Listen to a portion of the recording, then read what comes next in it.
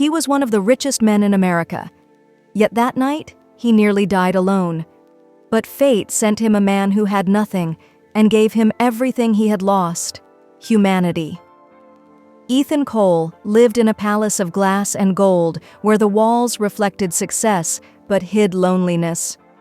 To the world, he was unstoppable, but behind those glass walls, he was invisible, even to himself. Every Christmas, Ethan sat alone at a table made for 10. The food untouched, the champagne flat, the laughter long gone. His staff had left early, his phone was silent, and his heart was colder than the snow falling outside. Once, this house was full of laughter. Before the money, before the empire, there was family. He still remembered the warmth of sitting beside his father at a small Christmas tree, the sound of laughter filling the air, but that was before pride came between them. He could still hear his father's last words: "Money can't hug you when you're old." Ethan walked out that day and never looked back. Years later, sitting by the fire alone, scrolling through old photos, he realized he had traded love for luxury and found only emptiness. So one stormy night, he drove into the rain.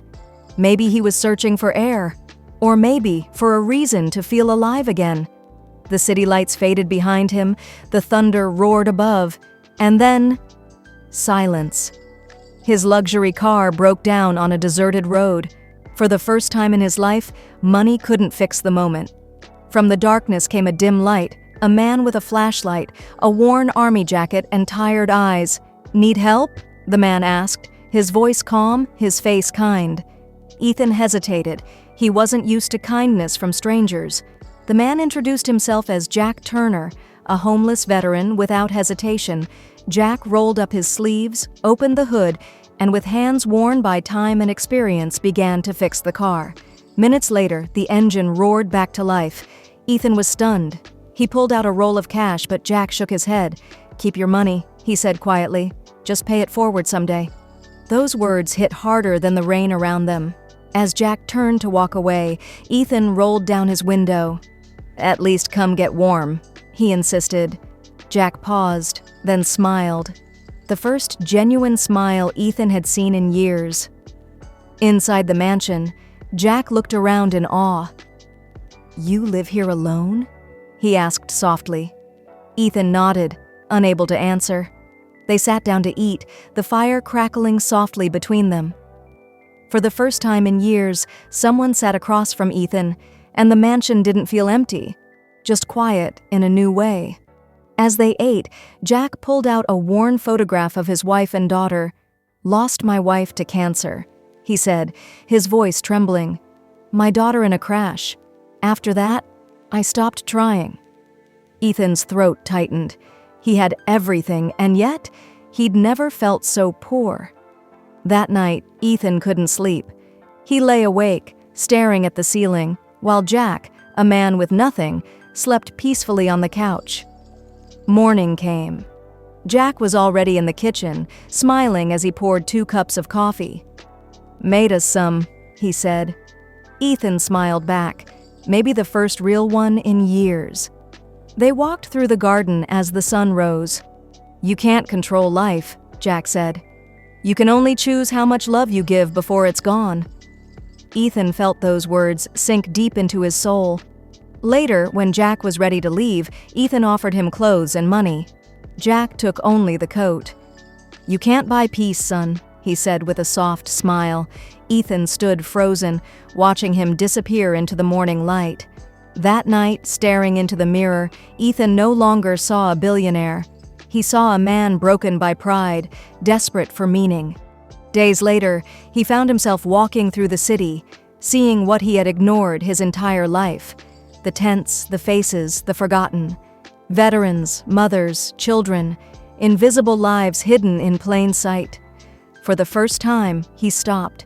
He bought meals, handed them out one by one, and as he did, something inside him healed. Maybe Jack was right. Wealth only grows when you share it. Soon Ethan began visiting shelters, not as a CEO, but as a man.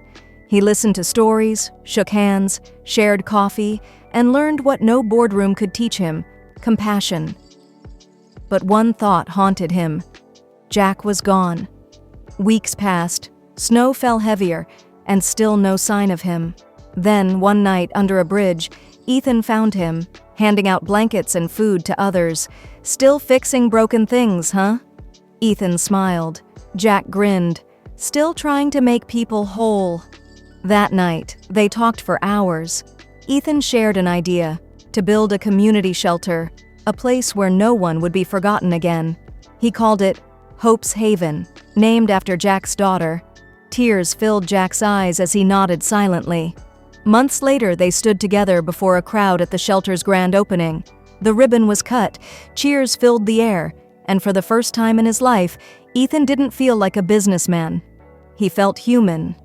That Christmas, his mansion stayed dark because his light was here, among people who needed it most. Inside the shelter, laughter and joy filled the air. Veterans, families, and children shared a Christmas dinner together. Ethan and Jack served food side by side, their hearts full. When the night ended, they stepped outside, the snow falling softly around them. Ethan looked at Jack and said quietly, "You saved my life." Jack smiled gently. "No, son. You just remembered how to live." And as snow fell beneath the glowing shelter lights, the two men stood in silence, rich in all the ways that mattered. Sometimes, it takes losing everything to find what's real, because even one act of kindness can light 1,000 dark nights. Share this story if you believe kindness can still change the world.